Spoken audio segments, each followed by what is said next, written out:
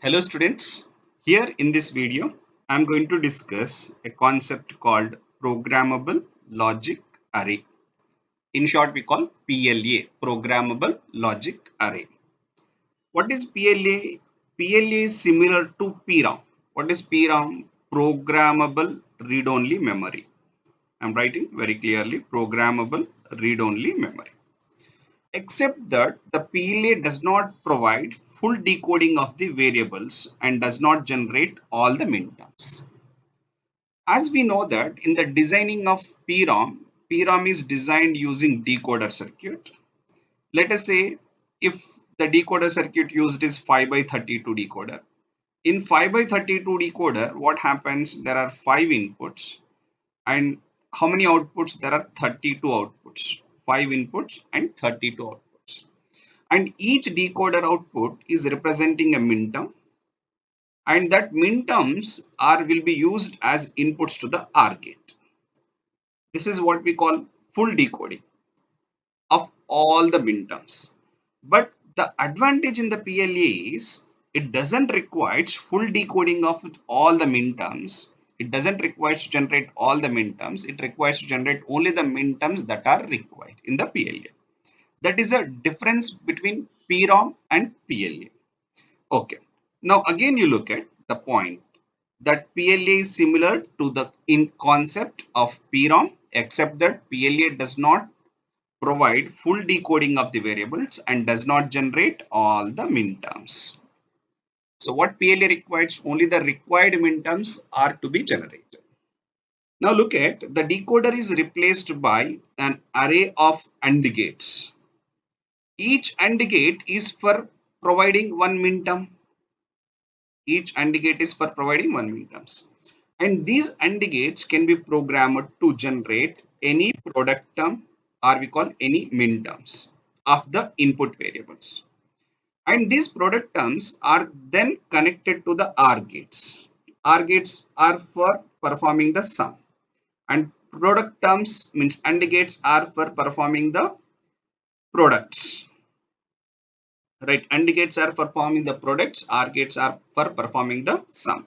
So means it is going to design a PLA which requires a Boolean function that should be in the form of product of sums. Sorry, it should be sum of products. Means it requires to have a Boolean function that should be in sum of products form. Look, it is to provide some of the products for the required Boolean functions. Look at the block diagram of this PLA circuit.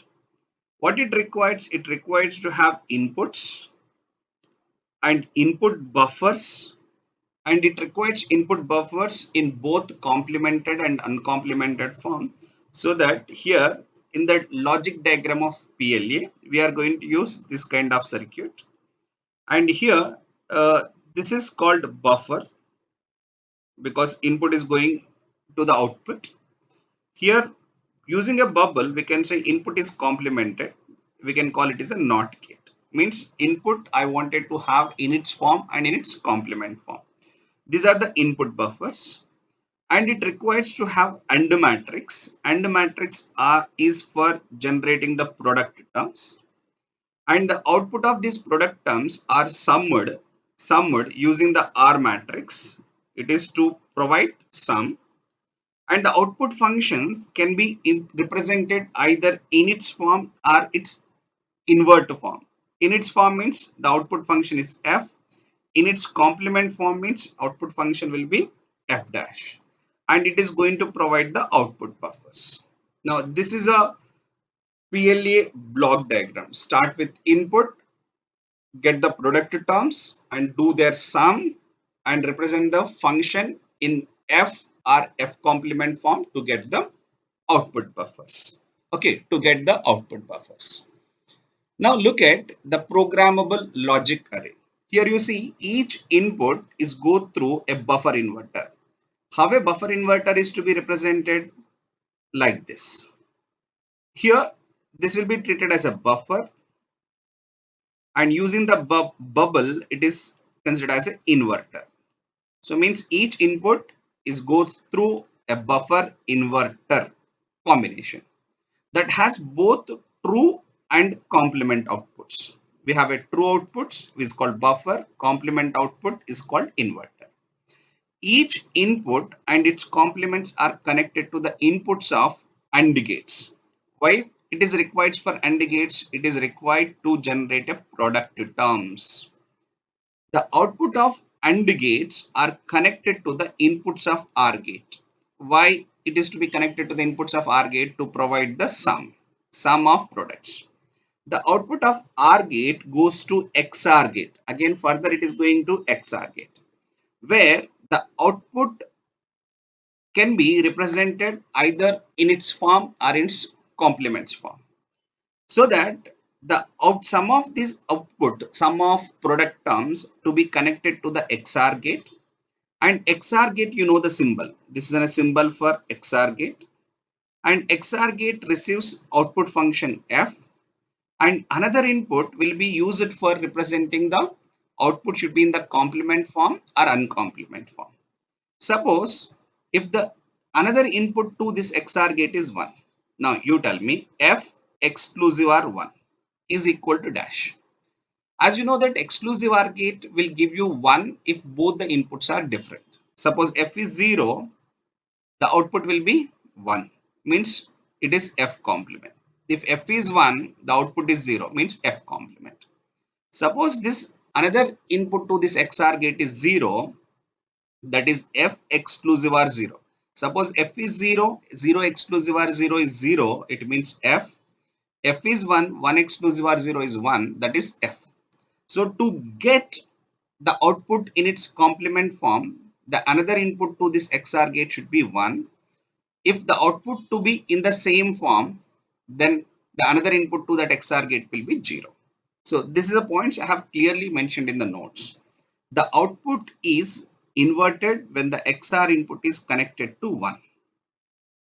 The output does not change, the XOR input is connected to 0. Why? Because X exclusive or 1 equal to X dash, X exclusive or 0 is equal to X. The product terms generated in AND gates are listed along the output of the gate in the diagram for the reference. And the product terms is determined from the inputs whose cross points, means these are the inputs, assuming suppose if this is to be considered for the product term, so this is connected with a cross point. Okay, that is what we call cross points are connected and marked with a star or cross. And the output of OR gate gives the logical sum of the selected product terms to provide the SOP form. And again, if this outputs of AND gates to be connected with the OR gates, again the connection we have to shown with a star. The output may be complemented or left in its true form depending on the logic being realized. Suppose this output I wanted in the complemented form. If it is to be in the complemented form, the another input to this exclusive OR gate should be 1. So that whatever the output is generated, which is SOP form, now it is going to be called SOP dash form, means F dash form, right? Now, here we will discuss one example to make you very easy to understand how to solve the problem in the examination.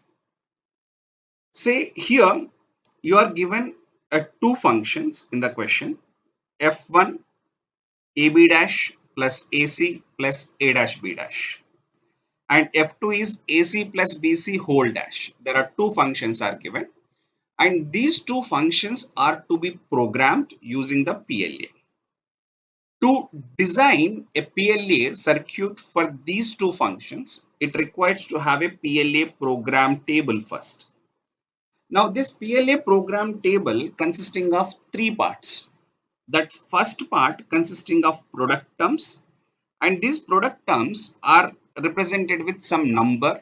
Now AB dash is called product term 1, AC is called product term 2, BC is called product term 3, and A dash BC dash is called product term 4. Because here F1 and F2 together we have how many product terms? 4 product terms. Actually in F1 we have a 3 terms, in F2 we have a 2 terms, totally 5 terms. But in that AC is a common, because AC is common, total product terms representing F1 and F2 is 4 terms, and each term is numbered. And in the second section, consisting of inputs to the AND gate. These are the inputs to AND gates to provide the product terms. Now look at here the product term 1 representing the A and B dash. Now A input should be in the true form so that it should be 1. B input should be in the complemented form. B should be in the complemented form means B should be 0. And this product term does not have C because absence of this variable C says that it is a dash. Look at same thing A and C. A is 1, C is 1 and B is dash. B and C. B is 1, C is 1. It is a dash. A dash, B, C dash. A dash is 0 because complemented. B is uncomplemented. C is complemented 0. So what you observe, if a variable is present in the input column, that is represented with 1. If variable is present in the complemented form, the input column is represented with 0. Suppose some variable is not present. Suppose some variable y is there. That variable y is in the input but not in the product term. That is to be specified with a dash. Okay. Now the third section is for the inputs to the OR gate to produce the sum of products. Now sum of products are represented with two functions f1 and f2. Now two columns, one for each function, like two functions, two columns. And the first function will have the product terms AB dash AC plus A dash B C dash, means 1, 2 and 4. Because it is having 1, 2, 4, 1, 2, 4 product terms are 1. Because F1 does not have product term 3, so that is represented with a dash. Similarly, F2 is having only two product terms. One is AC and another is BC. Only AC product term, BC product terms are represented with 1. Another two terms are represented with a dash, saying that F2 does not have the product term 1 and 4. And here how F1 is represented? F1 is represented in the true form. So that under output column, that F1 is represented with a T, indicating that function is representing in the true form. And F2 is represented in the complemented form. Look, what is a function F2? SOP complement, correct now? What is a function? AC plus BC is sum of product and their complement. So that under output column, we have to say C. And actually, why this T and C is required? Because the outputs are going to invert and non-invert functions. Invert and non-invert functions are represented with exclusive OR gate. Suppose some function f is going. If it is to be inverted, now another input to this exclusive OR gate should be 1. Why? Because f exclusive OR 1 says that f complement. Otherwise, this input to be 0, saying that f exclusive OR 0 equal f. So means to decide whether the output is to be represented in its form or in its complement form, we have to use a T or C to be represented with outputs. Now this PLA programming table will be useful by the fabricator who is designing the PROM circuit. It is useful for the fabricator to design that PLA logic circuit. Now, how to design a PLA logic circuit? And whatever the points I have explained, here I put it in a sentences in a PLA programming table. It has first section, list the product terms numerically, like we have mentioned 1, 2, 3, 4 product terms. The second section specifies the required paths between inputs to the AND gates. And if the variable is present, it is represented with 1. If variable is present in its complemented form, 0. If no variable present, then it is represented with a dash. And the third section specifies the paths between AND and OR gates, means inputs to the OR gates. And if the if the product term is part of that function, that is represented with 1, otherwise it is represented with dash. And the function may be represented with a T or C to represent the function in the true form or in the complemented form. And this is required for the logic for XOR gate. Okay, as we know that variable is present 1 if in the form, if it is in the complemented form 0, if not presented dash. That we have explained in the program table. Now this program table will be useful for the logic diagram. Actually, in the examination, you have to draw the logic diagram. You will be given the functions and you have to draw the logic diagram. In the exam, they will ask you design a PLA circuit for the following functions. Here functions are given directly as a Boolean functions. You may get functions in the form of sigma 0, 1, 2, 4, some min terms like this. It may be given in this way also. So if it is given in this way, you have to simplify and get this Boolean functions. But here in this question, Boolean functions are directly given. And for that Boolean functions, we have drawn the PLA program table. Now, how many variables for this function A, B, C? 3 variables. So that here in the input buffers is represented in the buffer inverter form. Buffer inverter, we say this is a buffer, this is inverter. So what is the input to this? C. The output of this is buffer na. Buffer means A. And this is complemented A dash. Similarly, we require to have the buffer inverter for B and C, so that B is present in its form and its complemented form. Similarly for C. Now next we have to have the AND matrix. Now this is for AND matrix. In the AND matrix, what is a product term 1? The product term 1 is called A B dash. See, this is a A, this is a line A. A line is marked with a cross. It is called a connection. And it is also having B dash. So B dash line is also marked with a connection. Similarly for product term 2 is A and C. A is cross connection, C is cross connection, remaining are fuses are blown up. Blown up means it is no connection, it is open. Now what is connected? Only these are connected. Now third product term is BC. So B and C are connected, and the fourth product term is A dash, B and C dash. And these are given as input to the AND gates, and this is forming the R matrix. Now this R matrix is giving the output for F1 and F2. And what is F1? F1 is having 3 product terms. 1 in the program table it is mentioned 1, 2 and 4. This is connected in the R matrix. F2 is 2 product terms, that is 2 and 3 are the product terms that are connected. This is called R matrix. And what is the next stage in the PLA block diagram? Input buffers, AND matrix, R matrix, then invert non-invert form. How do we get invert non-invert form? We can use XOR gates to get invert and non-invert form. F1 is non-invert form. F1 is non-invert form means another one input to XOR gate is F1, another input is connected with a 0. See, look at here 0. And F2 is in the complemented form. Because F2 is complemented form, F2 is connected to XOR gate. Another input to this XOR gate is 1 to get its complemented form. Right now. So this is a PLA logic diagram for this Boolean functions. Now here we will understand. I will explain you one problem very clearly. We will understand how question is going to be given and how to solve the problem. You will be given a question like this. Implement the following 2 Boolean functions with a PLA, programmable logic array. How do you solve this?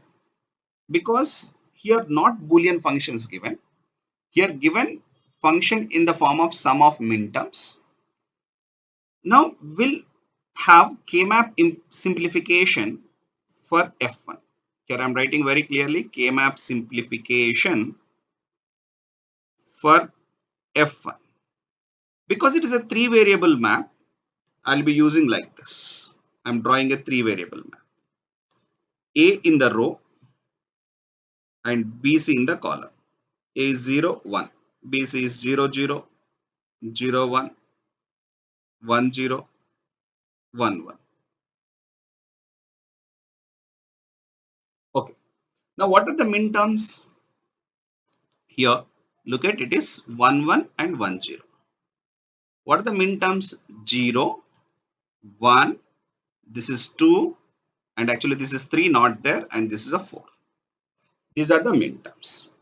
Now group these min terms to get SOP form. Here we can say these two forming one group, and this is representing which term? B dash and C dash, and this one and this one forming one group, that is forming A dash and B's 0 1, so complemented gone, and C dash. And one more is these two will form one group, and what this is forming, that is A dash and B dash. Okay, now I got a Boolean function for F1, that is AB plus AC, okay, A dash B dash plus A dash C dash plus B dash C dash. This is F1. And what I suggest is we have to group zeros also to get F dash function. Why grouping is required of zeros? To know some common terms, to find some common terms between F1 and F2. Now look at here, these two are grouped to get zeros. I am grouping to get F dash function. So what is a min term possible? A and C. And what is a min term possible with this? B, C. What is a min term possible with this? That is A, B. Now what is F dash function? F dash is AB plus AC plus BC whole complement. We can call this is F dash. So F dash is AB plus AC plus BC. Now what is F? Now I can see what is F now.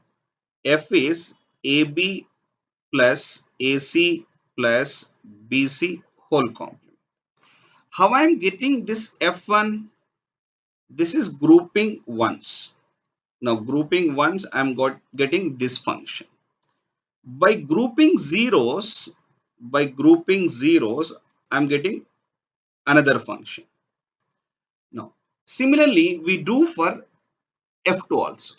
Now K-map simplification, I'm writing very clearly, K-map simplification for F2.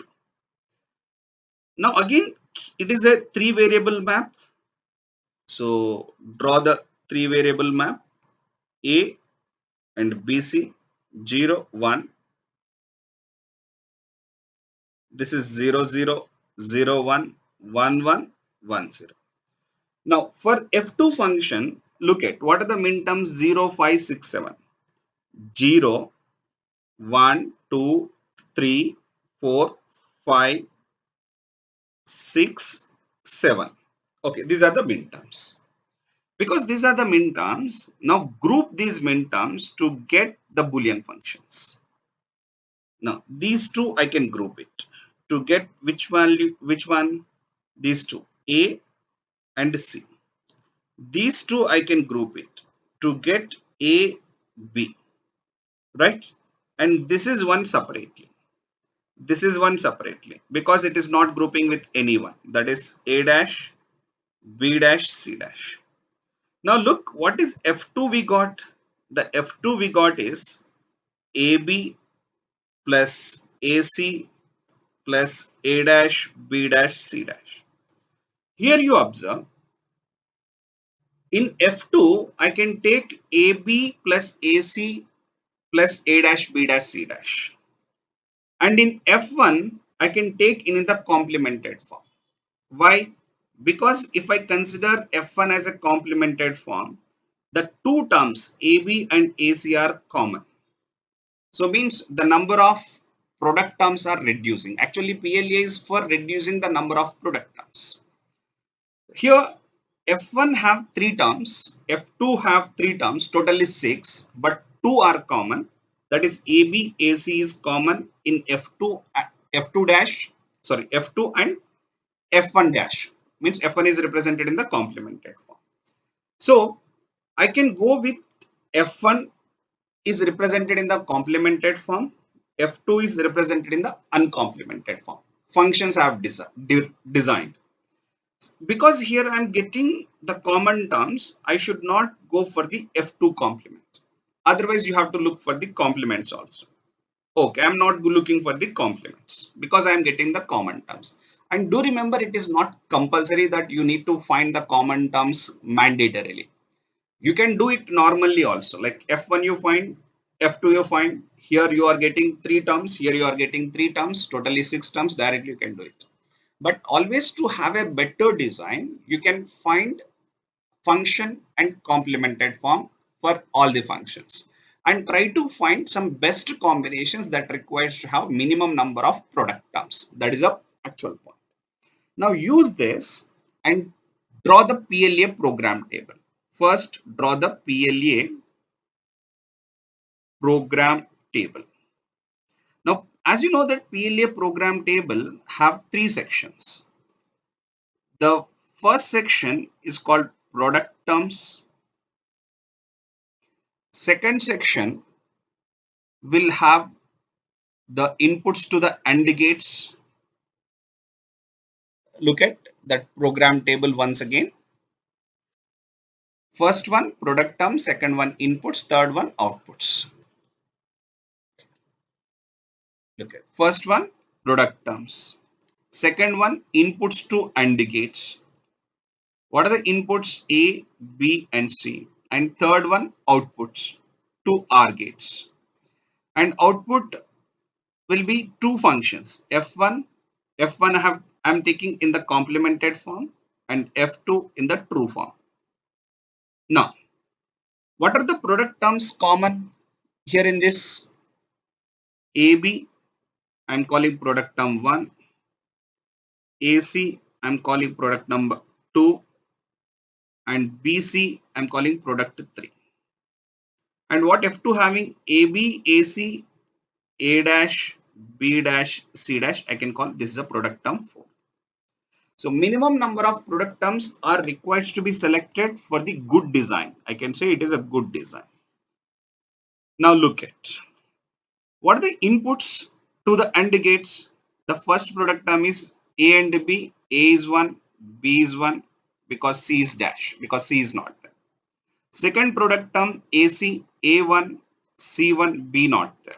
Third product term BC, B there, C there, A not there. And the fourth product term A dash, B dash, C dash, all are to be represented with 0. Now output is F1 and F2. F1 will have the product terms AB, AC, BC. So means this is 1, 1, 1 and this is not there. Fourth term is not there.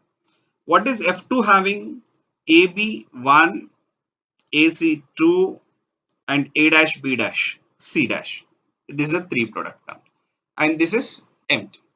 Now this PLA program table will be useful in drawing the logic diagram. So in the question, in the examination, you will ask you to draw the PLA program table and PLA logic diagram for the functions are going to be given. Here we have 3 inputs A, B and C. So it requires to have input buffers in the complemented form. Here I am saying A dash and another is A. Same thing you do for B and B dash. This is B and it is B dash. This is B dash and another one is B. And one more is C. This is C and this is C dash. Okay. Now input buffers are ready. Now what is next? Next is AND gates. AND gates, AND matrix. Look, here I'm drawing the AND gates. How many AND gates are needed? three AND gates. This is for product term 1, product term 2, product term 3, and product term 4. Now we require to have this lines. This lines is called AND matrix. And here you look, what is a product term 1 is a connection of A and B. See, A is connected and B is connected. And the second product term is A and C. So C connected, this is a complemented form. C connected and A connected, AC. And the third product term is BC now.